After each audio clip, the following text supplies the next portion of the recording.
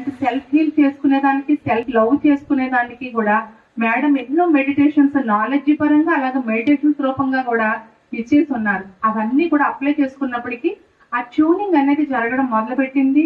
అలాగే ఈ goddess temple రావడానికి అది నాకు ఒక మెట్ అయింది. అలాగే ఏదైతే మనము ఆ మాయలో ఉంటూ ఉన్నాం కదా, ఆ టెస్ట్లు అన్నమాట అండి, అవి ఇంకా గట్టిగా నాకు ట్యూన్ చేయడం మొదలు పెట్టారు అనమాట.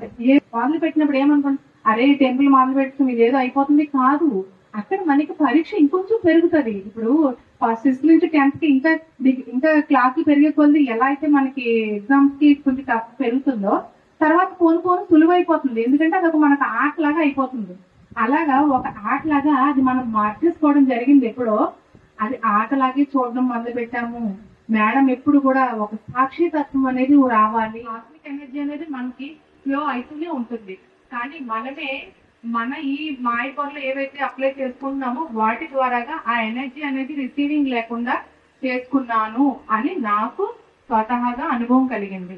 సో నేను మరి వెంటనే ఆ అడ్డంకిని తీసేయాలి కదా, అలా అడ్డంకిని తీసుకుంటూ ఎన్నో అడ్డంకుల్ని మా నుంచి తీసివేస్తూ మేడం గైడెన్స్ లో మేము చాలా వరకు నేర్చుకుంటూ వచ్చాము, నేర్చుకుంటున్నాము ఇంకా.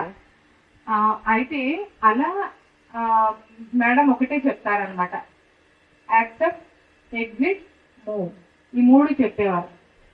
అంటే యాక్సెప్ట్ చేయండి. ఇప్పుడు ఒక విషయము వచ్చేసింది, ఇప్పుడు మనము ఎన్నో సంకల్పాలు చెప్పుకుంటూ ఎంతో మేనిఫెస్ట్ చేయాలని చెప్పేసి ప్రతిదీ అద్భుతంగా జరగాలి, ప్రతిదీ అద్భుతంగా ఉండాలి అని, అంటే మన ఇల్లు మన సంసారం బాగుండాలి అన్న కాడి నుంచి విశ్వం అంతా కూడా బాగుండాలి అన్న పర్పస్ లో ఎదుగుతూ వస్తున్నాం అందరం కూడా. అలాంటప్పుడు ఆ ఎనర్జీకి యాక్సెప్ట్ చేసేదానికి, ఎందుకు యాక్సెప్ట్ చేయాలంటే అది మనం వదలాలి కాబట్టి.